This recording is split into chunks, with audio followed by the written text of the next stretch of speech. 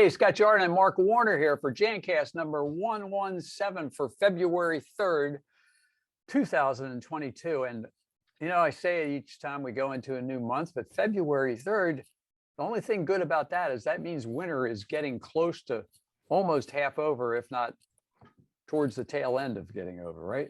Well, the other thing is you need to talk to my neighbors because I got neighbors that still have Christmas lights up and it's February. Like I wanted to walk by one and say, are those lights for Valentine's Day?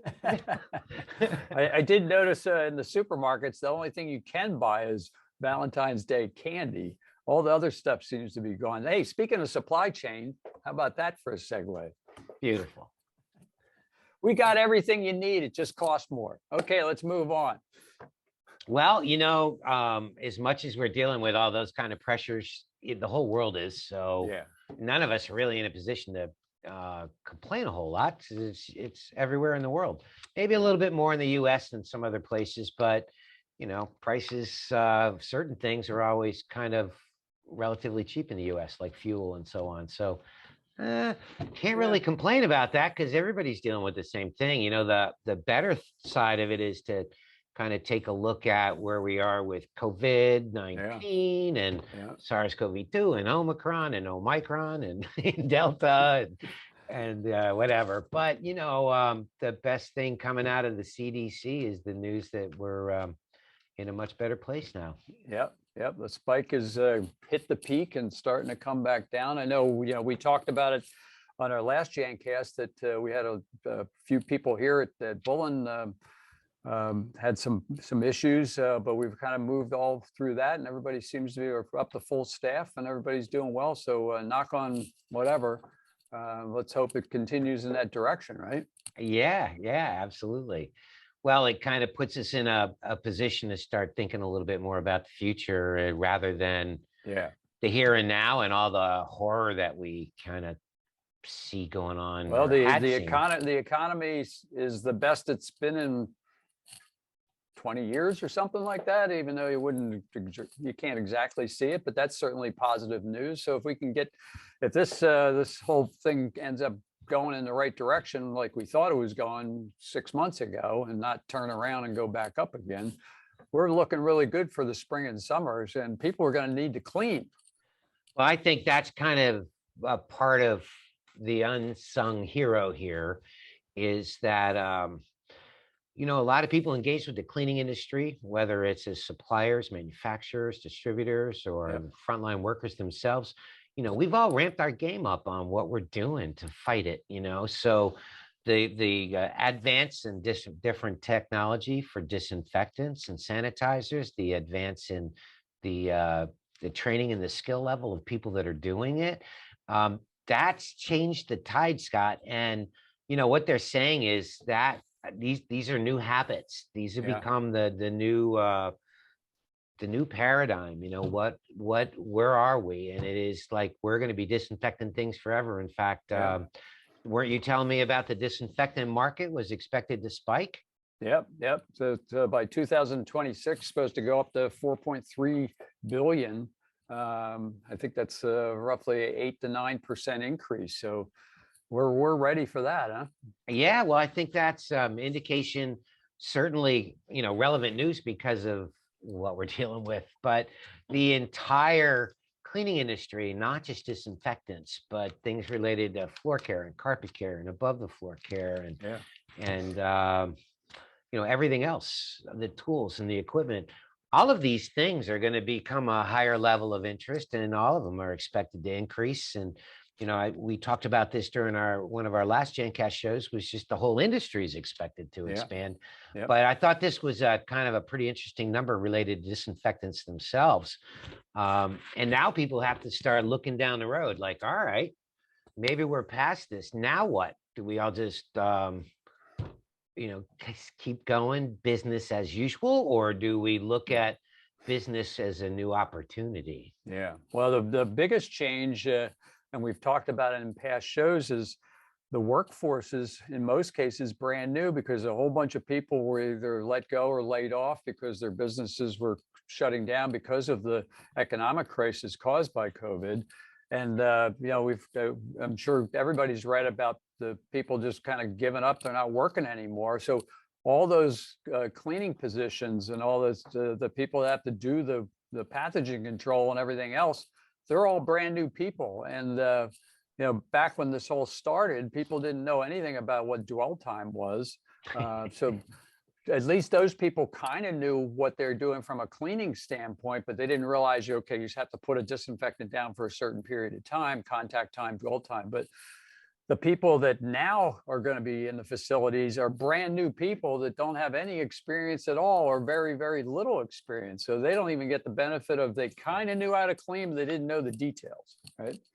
So true. I mean, when you look at how that fits into the whole equation, any building service contractor, any in-house service provider, they know that there's a whole formula here, and the worker themselves is one piece of it.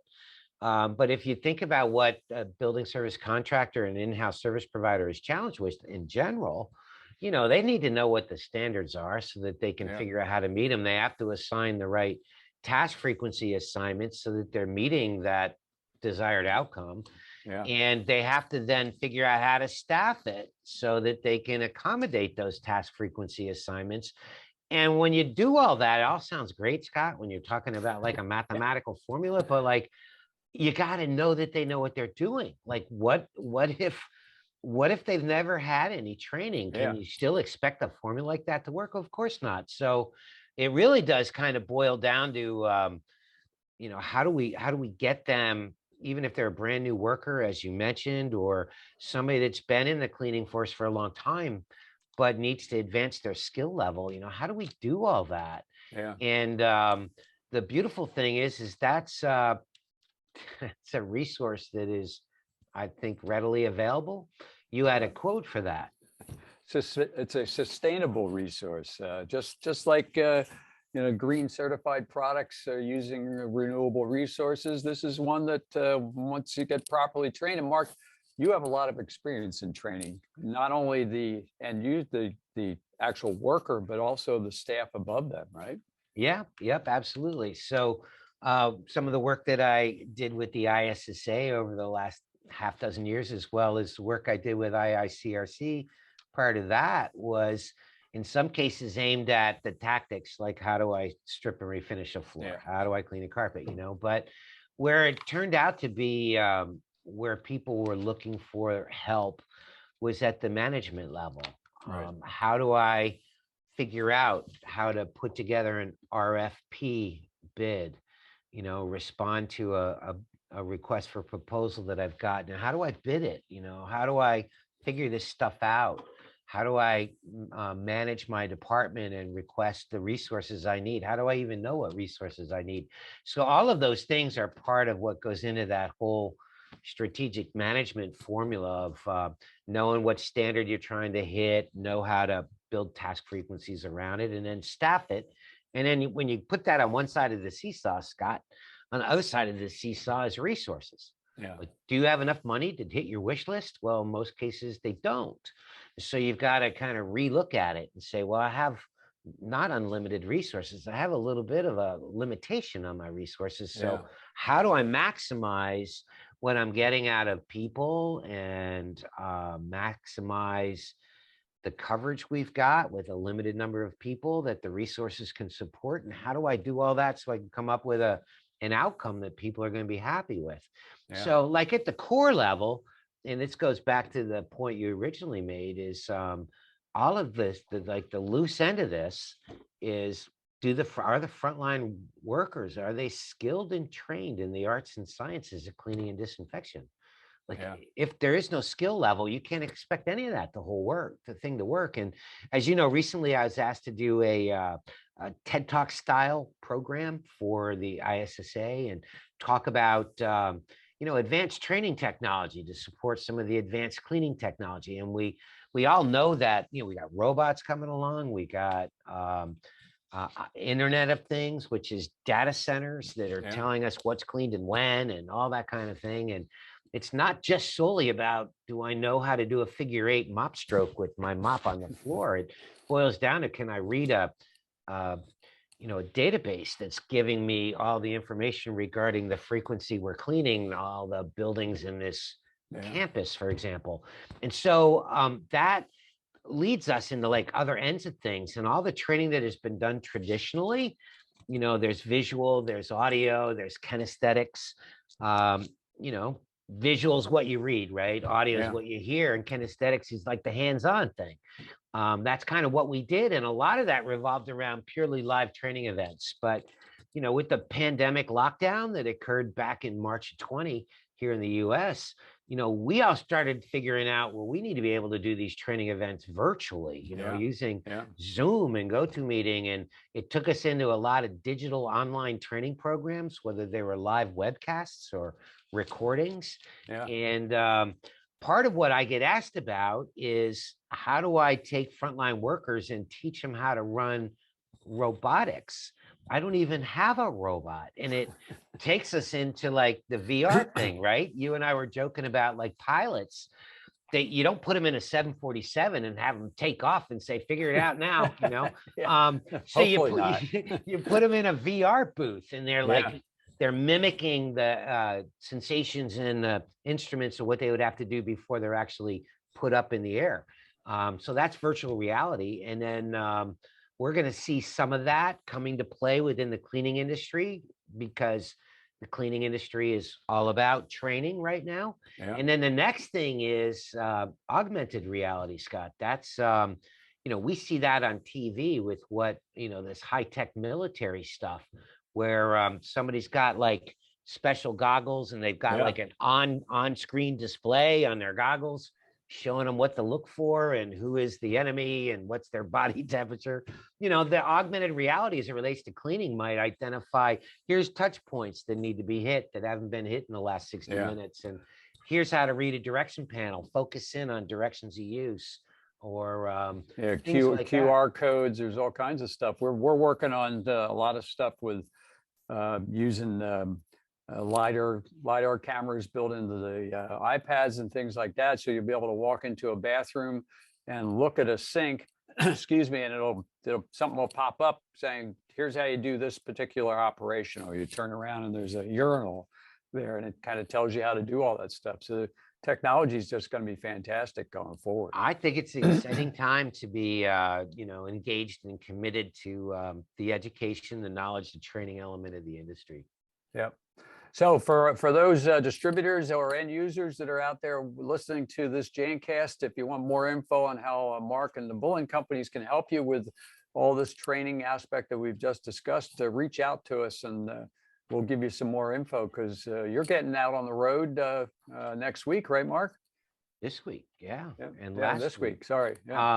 So things are starting to change, and people are actually really anxious to get back into some live interactions, so that's fantastic. It opens up a lot of things. And you and I were joking about before the program, like, how does all this training thing help like your distributor sales rep, and we were kind of joking around like, well, it only helps a distributor sales rep if he's calling on in-house service providers and cleaning departments at colleges and K-12 schools and government agencies and major manufacturers, or calling on building service contractors that perform these services. But if they're not calling on them, then it doesn't help them. And we were like, well, who doesn't call it? I mean, that's what they do. That's the whole shooting game right there. You would hope. And so if you're thinking about, how can I be as a distributor sales rep, maybe, how can I be of most value? Sometimes it's to have a really deep understanding of what their world looks like. What are the pressures that really exist on a in-house service provider, department head, business owner, than in a building service contractor environment. So, all of that's the kind of training that can help beyond just knowing how to do a floor and vacuum a carpet. Yeah. Well, we are, I don't know what the exact date is, if you want to put an anniversary date on it, but it's roughly 2 years since the whole thing started. And you and I were reflecting on how maybe we're going to look back on this and tell our grandkids or somebody's kids. I remember when, and we all have those stories about. You had said something about the the JFK assassination. I was in second grade. I remember it like it happened yesterday. And so we've all had that. So 2 years ago, I was in someplace very warm, very nice, and I was there with my daughter Nikki, who handles the marketing end of the business, and we started getting these emails roughly this week 2 years ago. And it's a small place. There's like 10 people there, and we're working away, and people are going, what are you guys doing? Why are you working all the time? You should be on vacation. And I'm going, you guys have absolutely no idea what's going on. And quite honestly, we didn't know what was going on at the time either. And I mean, now it's all kind of history, but I mean, it's hard to believe it's been 2 years. I'm going back to that place this week. So wish me luck. But yeah, it's interesting to reflect on it after a number of years. And you had a similar story, I think. Yeah, well, when we were reflecting on events that you remember, the one that came to mind for me was the Twin Towers in New York City. And I know exactly where I was when I heard that. I know exactly where I was when I got the report that the second tower had been hit. I remember it like yesterday. Like I remember the exact minute. And I think all of us have the same thing as it relates to the pandemic. I had been sent to Beijing, China, to do some training for the ISSA in the fall of 2019. And shortly after that, I started receiving calls from the attendees to that training event saying there's something going on in a province near here. Later to find out it was Wuhan. And then, of course, right around January, we started hearing like that whatever was happening in Wuhan, China, seems to be happening in Seattle at an old folks home. And then February, you're seeing it all over the news while you were down south in the islands. And March of 2020, we all went into lockdown, and our lives just changed dramatically. And we'll be telling that story to somebody's kids, our grandkids. But the better part of the story is yet to come, Scott. The best part of the story is where it goes from here. With all that we've learned and all that we've been through and all of our renewed expectations of what's going to happen moving forward, I am incredibly optimistic about where this year's going to go. I think everybody is kind of tired of being cooped up, locked out. Everybody wants to kind of get up and going. We're also seeing a little bit of a shift in the labor market where people are starting to say, yeah, I'm ready to get back to work. I want to start doing something and making a living, a proper living for me and my family and so on. So I'm really optimistic about where we're going to go. And I think, we might be talking about this on Jancast 217. We'll be saying, hey, remember 2 years ago, we thought we were coming out of it. Look, all that's happened in the last couple of years since then. So I'm really excited about where we're going to go from here. I agree. I'm looking forward to winter ending and a new spring and summer, and it'll be a whole different environment. So, well, on that note, let's end on a very positive note that things are looking great. And we'll see if we post a show up in 2 weeks or not, but might do a best of. We'll see. I will report. I will report on my trip. We're expecting that. So, and take some pictures. Yes, that's right. Okay. Well, thanks for tuning in, everybody. Stay positive, and let's get this market going and educate your customers. And again, if you need any help, just reach out to us. Thanks for all your support, everybody. See you guys.